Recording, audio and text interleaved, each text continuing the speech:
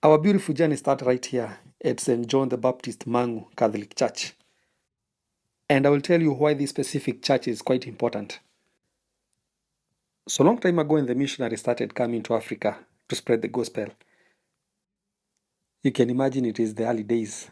And so they are trying to win as much souls as possible. So one old-timer, an old man from the village, felt so good after the preaching and decided that, you know what? I'm going to donate a piece of my land to the church so that they can build their church here. Now this church, you can see how beautiful it is. It is such a magnificent building. But the story is not there. So fast forward to many years later, and the church is growing. They have built, they have a lot of people. The church departments are growing, the choirs and likes, to a point where they acquired their own public address systems. You know, the mics, the guitars, drums, speakers. And since this is a village, you don't leave such expensive items in the church after service. So you look for one trustworthy person in the neighborhood, most probably your member. He keeps them for you during the weekdays, and then you come for them on Sunday. And I'm sure you understand these things because most of you are Africans.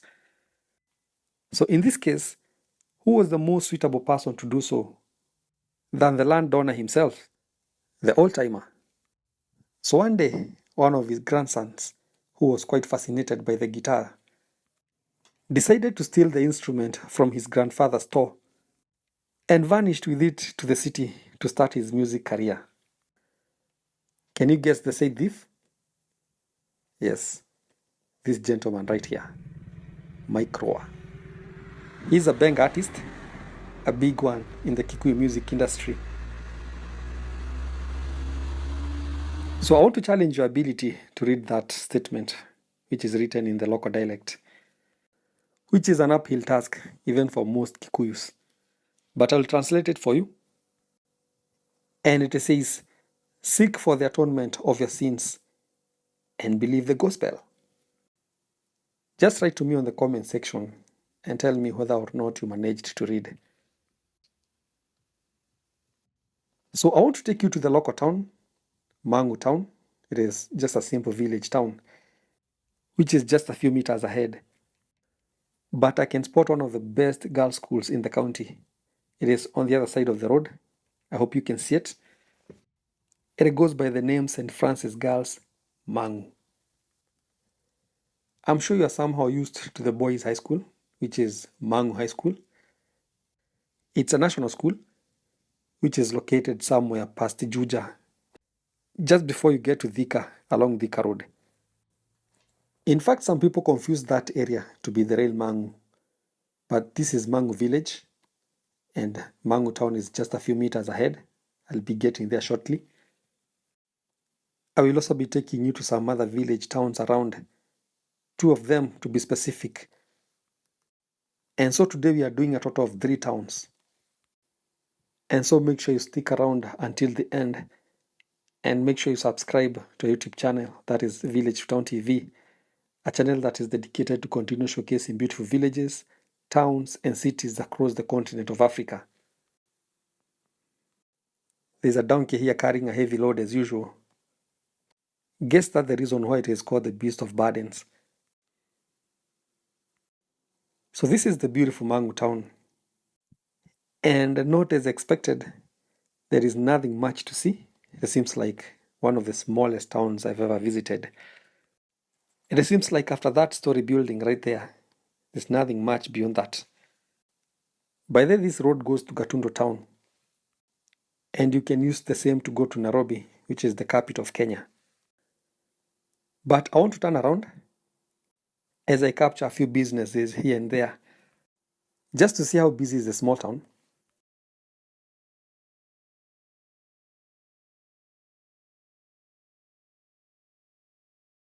That's a pharmacy next to a movie shop. Some other old buildings right across. Probably it was the first one in town. Well, I expected a big town because of the name, but it seems like that is all the town has to offer.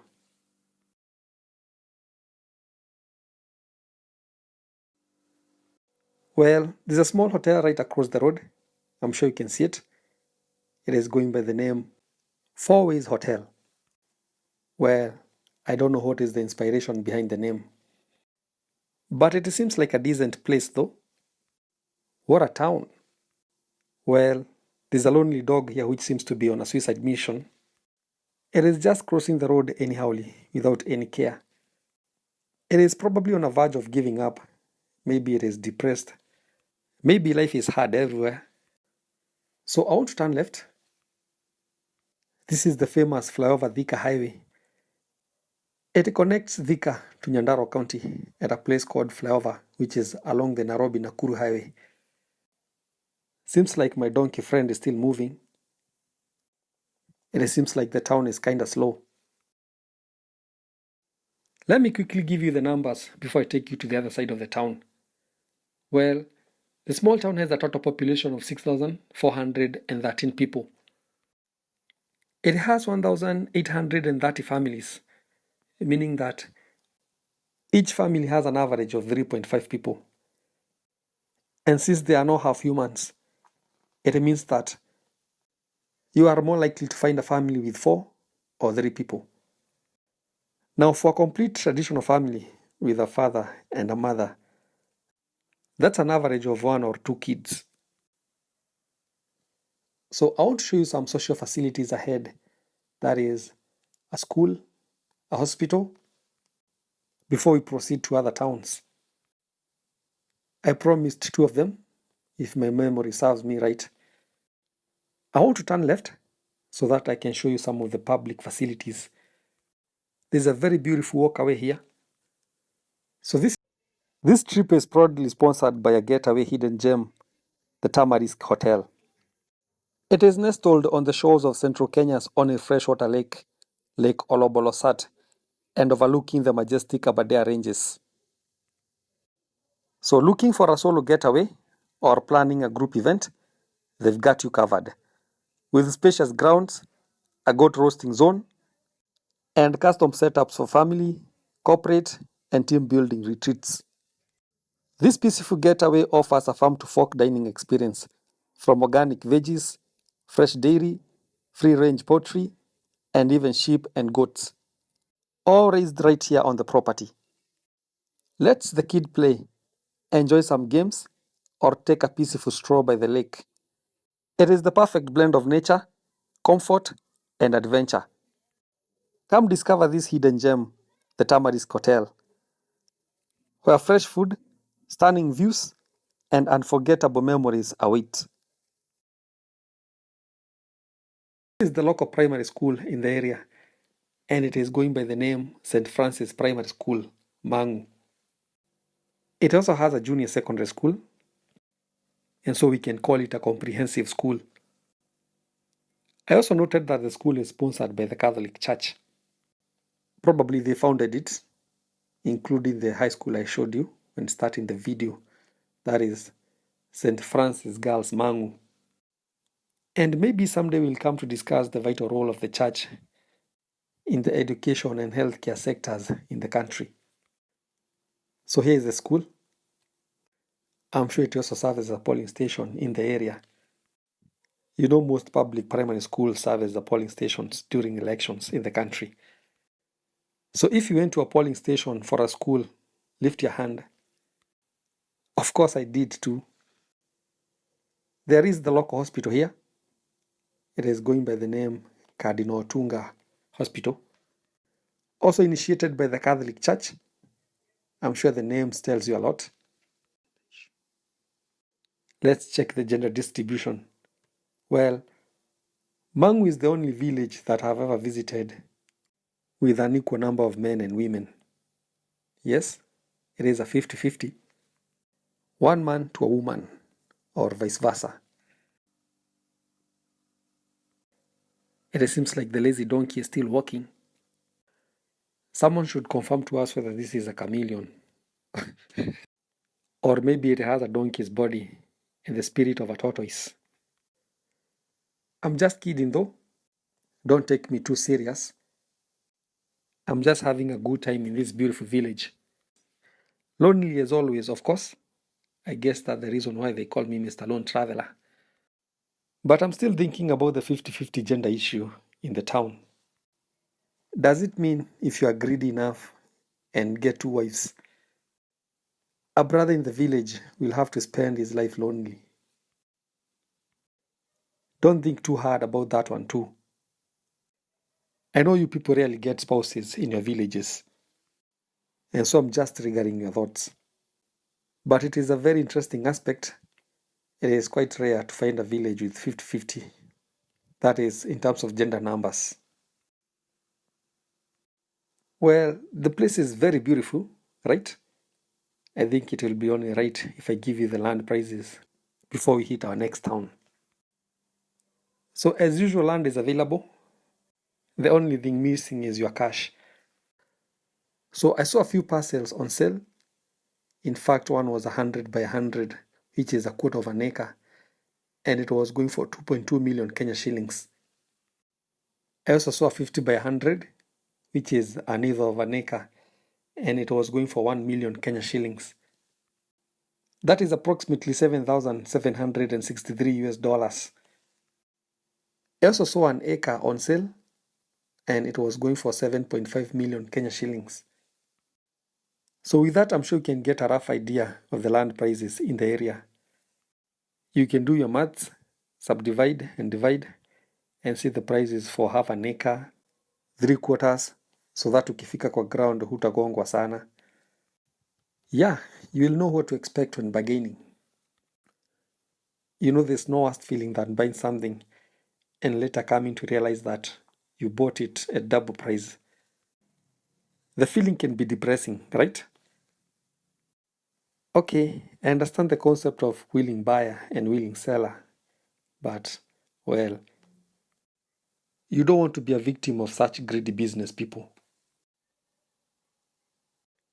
One thing I'm not liking about this beautiful road are these makeshift bumps. Of course, they are erected by the locals, maybe just to regulate the traffic. They are all over. It seems like in this side of the world, if you live next to the road, you can just wake up and erect 2 bumps, and that's it.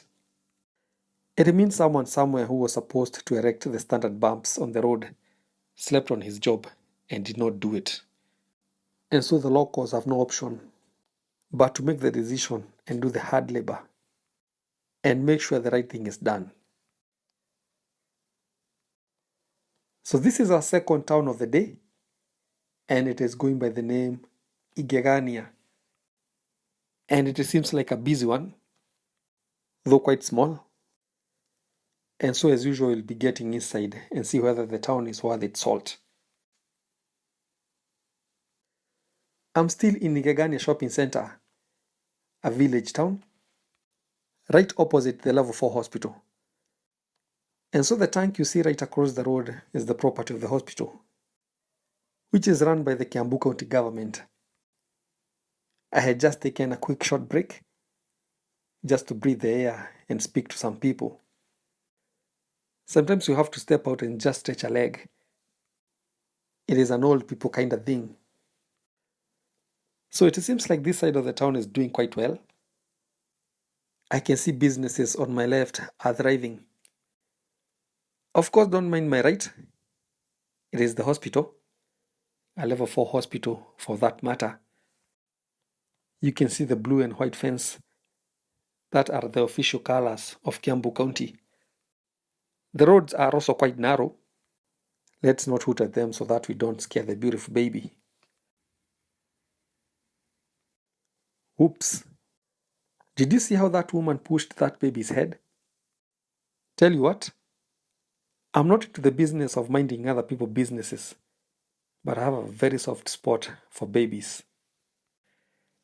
I know it is a bad trait, but I'm a kind of a person who you are not going to beat your kid if I happen to be around. I know it is your kid and maybe you are punishing them, but just wait until I go, my sister. So the small town goes by the name Igegania. And did I tell you that Igegania is Kikuyu for something astonishing? You know the proverbial biblical signs and wonders. something that is quite astonishing. That is the meaning of the word Igegania. It is just a small town of 4,476 people with a population density of 1,176 people living in a square kilometer. It is quite densely populated, not as the neighboring Mang'u, which was 977 people living in a square kilometer. But the area's gender distribution is somehow weird. Well, 53.5% are females, while their male counterparts only account for 46.5% of the aggregate population. So there's an astonishing 7% difference in favor of females. That means there's a lot of women here.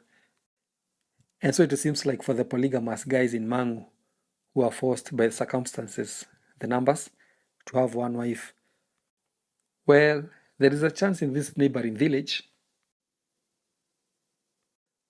Well, this is another neighboring town altogether, very close to Igegania, but very old and kinda dead. You know, the issue of polygamy is very sweet when we are speaking from a male's perspective. But when women decide, okay, you want to get two wives, we are getting two husbands too. Now that's where the man draws the line. We must be the jealous type. Well, I don't want to talk much about this old town because it has something very special. That is apart from the urban bar and breweries. Well, I don't know how true is this, but it seems like the brother is brewing his own liquor. What an industrious town. So I was telling you something special about this beautiful town. That is, it used to be a religious center for the Kikuyu tradition. That is hundreds of years ago, before the modern religion was introduced. And you know what? The great Mugumo tree where the elders used to pray is still intact, and it is still in this town, right at the center. So why don't you let me take you there in our next video and show you other religious trees in the Kikuyu tradition. That is apart from the legendary Mugumo tree, which are also in town. So let me leave it at that. I will tell you more about the town in our next video. And thank you so much for watching this far. And kindly consider subscribing to our YouTube channel, that is Village to Town TV. Also like the video. And make sure you follow us in all other socials. Facebook, Village to Town TV. TikTok, Village to Town TV. Thank you.